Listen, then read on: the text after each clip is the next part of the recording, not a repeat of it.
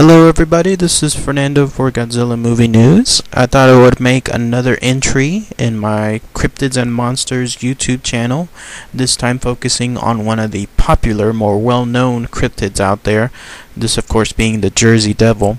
A lot of you have asked for this monster to be chronicled, and again, I normally don't do this kind of stuff because I try to look for the more obscure type cryptids and the lesser known type monsters, but I did find a lot of interesting things associated with the Jersey Devil.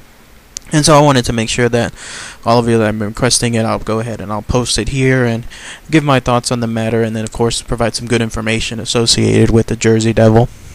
Again, this is a very popular cryptid because this cryptid has been known since at least the early 1700s, so we're talking about centuries of history related to this cryptid, and even now it's still going on as strong as ever based on the evidence that I was able to obtain.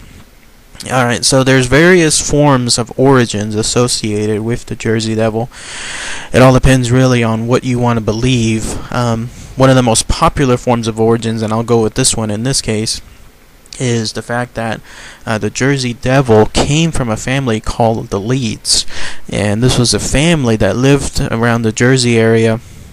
And what they did is Mrs. Leeds had 12 children, which was popular at the time, and there was a lot of families back then. They had a lot of children, and it turns out that when she found out she was pregnant for the 13th time, 13th being such an unlucky number, she said that this one would be from the devil. So it looks like on the year 1735, Mrs. Leeds went into labor, and when she had her baby, the baby that came out did not look like a normal baby. Instead, it changed to some kind of creature with hooves, a goat's head, bat wings, some kind of forked tail. This all happened again as soon as it came onto this world, and then it growled and it flew off. It killed, looks like the Mrs. Leeds right before it flew out the chimney, and ever since then it's been terrorizing the area. Now that's one of the origins associated with the legend. Another origin goes with the fact that the father, Mr. Leeds, when he found out that yet again he was going to have another child, he said something to the effect that I'm so tired of these children, let the devil take this one. And that's of course where when the child was born, that's when it turned into this monster, and then it as if spawned from hell, and then it just essentially became what is known as the Jersey Devil today. Again, it's up to you to decide what works on there and what doesn't. I've heard even other origins consistent with the fact that Mr. Leeds, when one night was gambling and he was at such a loss that he said something to the effect that the next hand, if I lose, then let the devil take my child, which in this case was his upcoming 13th child, and of course he lost. But again, it's all up to you to decide on there. Now, what makes the Jersey Devil so fascinating is the fact that so many people claim to have witnessed this Jersey Devil in the early 1900s. This was a time period when newspapers, of course, were flourishing, or beginning to flourish, and so everybody had access to these stories, and for so many to describe a similar encounter to each other or to the newspapers and have it be very similar in terms of what one person said and then what the next person said.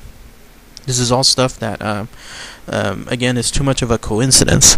That's why the Jersey Devil has become such a popular folklore type mythical creature, and the fact that so many people have witnessed and heard and seen this monster that it's too much to rule away as saying this stuff doesn't exist.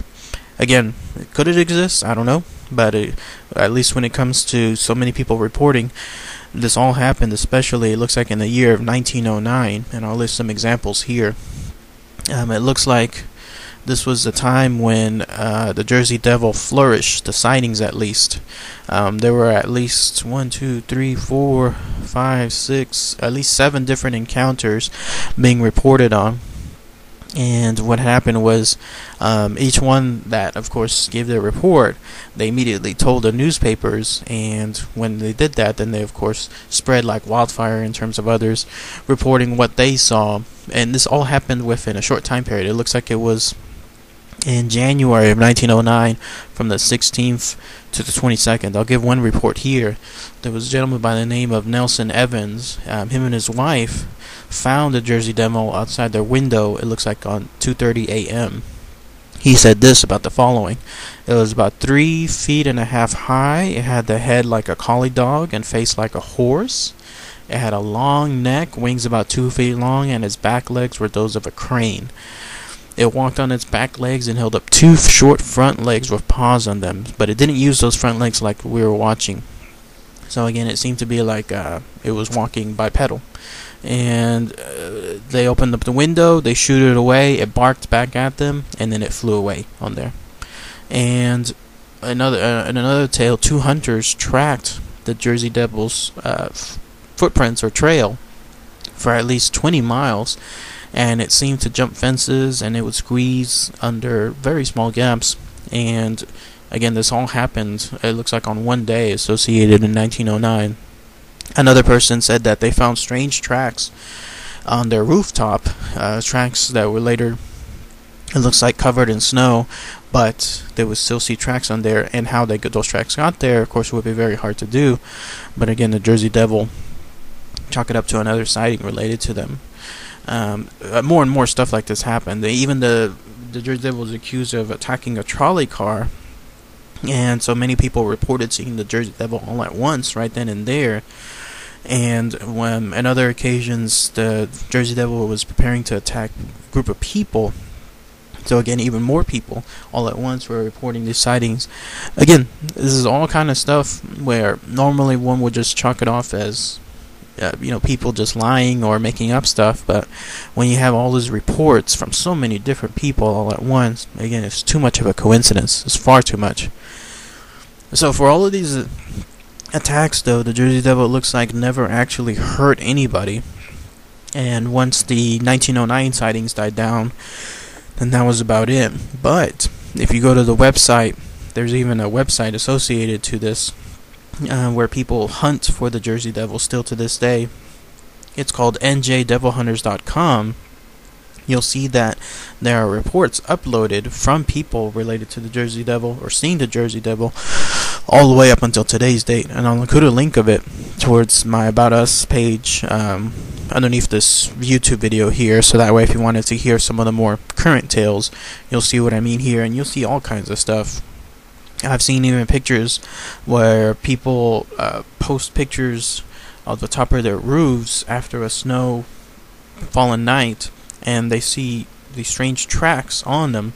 Of course, one could think maybe they're raccoons, maybe they're rabbits, maybe they're some other nocturnal creature out there. But again, these people are claiming that this is the Jersey Devil that's still out there.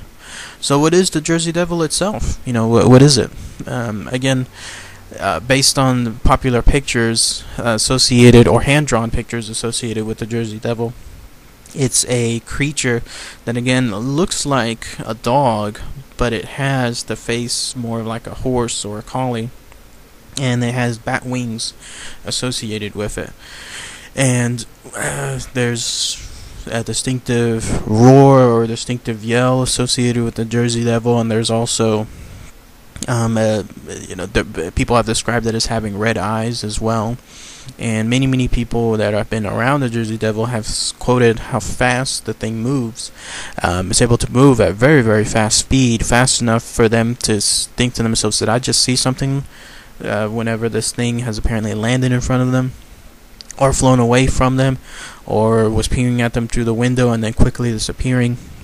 It's enough so that nobody has ever really been able to get a distinct picture of the Jersey Devil, and yet it still exists. In fact, the Jersey Devil is so popular around that area that, of course, the NHL hockey team, New Jersey Devils, is named after this folklore, which again shows the longevity associated with this particular cryptid. Now, I think still to this day and age, with all these cameras that people have on phones, people always have access to their iPads, to their laptops, even a regular camera itself. In this day and age, if the Jersey Devil were as prevalent as it was apparently in 1909, we would definitely see something. And the fact that we haven't, again, makes me wonder how true this cryptid is. But again, it's all up to public perception. It's the idea that, what do you want it to be? Do you want it to remain folklore, or do you think it's really real? In this case, based on what I've read, I think there might have been something in terms of some obscure creature that was back in the 1700s, but naturally died out. I think a lot of the sightings now that people see are probably just night owls of some sort, but with all the darkness associated and how fast these nocturnal creatures are, the imagination makes people see a lot more than what they're truly seeing. But at the end of the day, who knows? When it comes to the Jersey Devil, it's still a very, very popular cryptid. And if anybody has any reports, anything that they know of, any friends, family members, any coworkers, anybody that you happen to know that has reported seeing something involving this, please post it on the comments below. Share with everybody. That way everybody can get an idea of what's going on there. So alright, everybody. That's the Jersey Devil itself. And again, if anyone has anything else they can add on, please let me know. Thanks, everybody. Have a good day.